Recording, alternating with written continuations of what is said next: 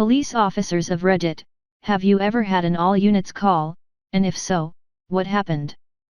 I was doing a ride-along in college in a fairly small city in GA when we got an all-available units call. The address came in, the lights and siren went on and we were hauling at about 120 mph, across town. I had no idea where we were headed until we got there. The only thing the officer said to me was, "No matter what happens, stay in the car. If you see anyone with a gun, call it out on the radio like this," showed me. "If any of us get shot, call it in and stay in the car." Then, he took a deep breath, calmly got out of the car, and took off at a sprint towards a 40-person melee in front of the only strip club in town. We were the first car there. Over the course of the next 30 seconds, officers arrived and kept coming until they outnumbered the people fighting. The officer I was riding with was completely on his own for a 10-second eternity and was able to rip about 10 people apart from fighting before backup arrived. It was the single bravest and most humbling thing I've ever seen with my own eyes. When it was all over, he got back in the car with 3 drunk and beaten up dudes in the back, turned to me and said, "So when you gonna sign up?" I've got a couple more stories from that summer doing ride-alongs if anyone wants to hear. Is there a question in that? Yes, we want all the stories. Okay, one more for now and then I'll post another one this evening. This one was also from that same summer, but a different night, and it wasn't an all-call situation, but it was definitely weird for this small city. Someone called 911 and claimed that their house had been bombed, so naturally, the fire department, police, and medical were all dispatched.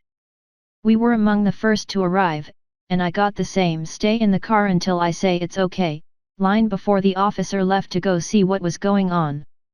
Firemen were checking for fires and finding nothing, EMTs were checking for injuries and shock and finding nothing, and policemen were checking for mad bombers and finding nothing.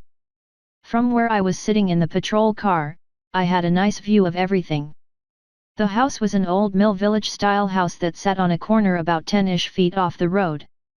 Most of the house was completely untouched except for the front left of the house, which was missing a chunk out of the corner about 4.5 feet tall and about 2 to 3 feet wide, approximately 4 to 5 feet off the ground. It looked like someone threw a homemade grenade at the corner of the house, except there were no signs at all of charring from an explosion. The hole was deep enough that you could see light coming from inside the house to the outside. Now, I've been sitting in the car for about 30 minutes and the sun has set with dusk growing darker by the minute. I decided that since none of these people have blown up, it's probably safe for me to get out and take a look as well. I find my officer in the crowd and he's cool with me looking around and taking some photos, so I do. I stay out of the way for the most part and I'm looking through the grass like everyone else to find any signs of some kind of explosive device when I almost step in a huge ant bed about 30 feet from the house in the front yard.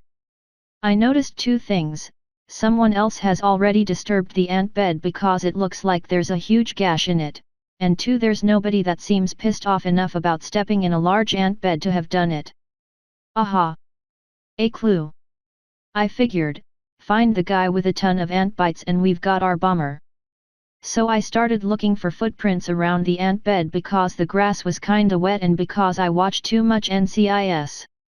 I stood in between the ant bed and the house and could make out a faint line across the grass made up of 1-foot-long dashes every 8 to 10 feet that lead into the woods behind the house across the street. I followed them to see where they went, and they lead to some train tracks and the trail went cold. I went back to the ant bed and used my hand to trace a line that would go roughly towards the corner of the house that was damaged. From the corner of the house, I looked across the street towards the neighbor's grass and woods and saw one long dash through the grass and a tree with a huge gash in it. I got my officer and told him I thought I had it figured out and would he come with me to check. He grabbed a couple other guys and we set off towards the tree with the gash, and sure enough about 6 feet off to the side of that tree was some kind of wheel/brake/something from a train that had come off at speed, rolled through the yard, hit the ant bed and house, ricocheted off the house and across the street, to hit a tree. For a while, I was known around the department and city manager's office as Detective Ride Along LOL. Like I said, I'll post one more later on. Questions are fun if you have 'em, ask away. Happy Cake Day u/jedikiti. And u/bossmanias, here's your link. Thanks for wanting to hear some of my stories. This one's a twofer, sort of. Part 1 is just some random stuff, and part 2 is a story. Sorry for the wall of text. So police really must see all kinds of things. We once pulled over someone who was wearing a seatbelt made of duct tape. Ticketed. We once pulled over a couple of young guys because it seemed like they sped off and were trying to get from being around the officer. Turns out one was 17 and the other 15, brothers. They also happened to be black, but we couldn't tell before the officer went to their window. He then asked them both and me to get out of the car, and we had a nice dialogue about how the police are not to be feared on principle, no more than a couple of young black kids are to be feared. The 15-year-old actually teared up a bit and hugged the officer after they got a little personal. It was really cool. 5 minutes after that we spent 2 hours watching the Hatfields and McCoys yell at each other across a property line and toss garbage bags back and forth like a giant stinky volleyball game. We also freaked out one of my drinking buddies by telling him not to piss in the sink at the gas station anymore over the bowl when we saw him walking down the road. We took part in a couple more unremarkable and boring roadblocks and traffic stops too. The only exciting thing of that night was watching my officer and another clear a house with a security system going off. I could see their flashlights lighting up windows as they went room to room. The door to the house was wide open, but they didn't find anyone. Oh, and I got to shoot a paintball gun loaded with pepper spray filled paintballs. That's kind of a neat toy. Part 2 was a little more wild. This came from the last time I was allowed to do a ride along. We were responding to a disturbance in the middle of the bad part of town. When we arrived on scene it was roughly 2 or 3 a.m. and there were 5 people in the road, 2 20-something females and 3 20-something males. The females were both yelling at each other at the same time, with 2 different guys keeping them off each other and the third guy standing back laughing and egging them on. My officer had already given me the stay in the car and call for help if we need it line on the way over, but besides me, he was the only one responding to this call. For the record, I'm not a small guy. I'm 6 feet 2 inches and at the time about 205 pounds and was training MMA because I thought it would help if I became a cop. I could very much help if needed, but the officer was adamant I was not to help for any reason because I'm not a cop. So I stayed in the car. I watched as the officer walked in front of his patrol car where he had pulled up right on the group. He started trying to verbally talk the girls down from yelling and taking wild swings at each other. After a minute he started making some headway and his threat of taking everyone to jail made the guys help to start to calm them down too. All of a sudden, about 20 feet off the right side of the car and behind the officer, I see something moving towards the group fast. As my brain was processing that it was a guy with a wine bottle raised over his head running towards the officer, I was out of the car and spearing the guy with my right shoulder as hard as I could. I hit him so hard I trucked him nearly 10 feet and knocked all the wind out of him. The wine bottle fell out of his hand and shattered on the asphalt at the group's feet. I flipped the wheezing dude over and put my knee on the back of his neck, like you see on TV, and yelled for the officer to get him. But in this moment one of the girls had taken the distraction to attack the other girl, so the officer was dealing with that first. He gets her in cuffs and into the car, gets over to me and cuffs the guy and tells me to get your back in the car now, we're leaving. Go.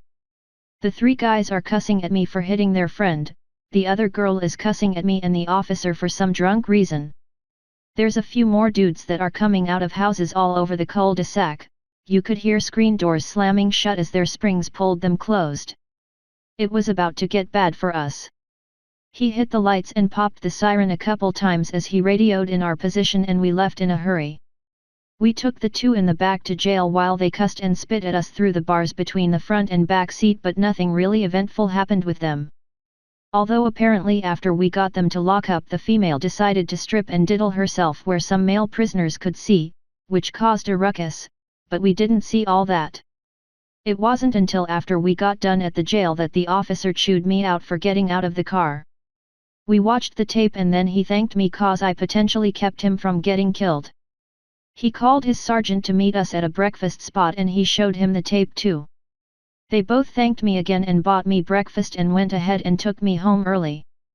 A couple of days later I got an email from the chief of police thanking me for being interested in the department and participating in a ride-along. He extended an invitation to me to apply for a position with them and commented that I had been recommended by one of his officers and a sergeant, but nothing was mentioned of that night. I feel like he hinted at it but could never put it on paper. I wrote him back and thanked him for the opportunity and told him I'd consider it after graduating. Hope y'all enjoyed those. AMA if you want.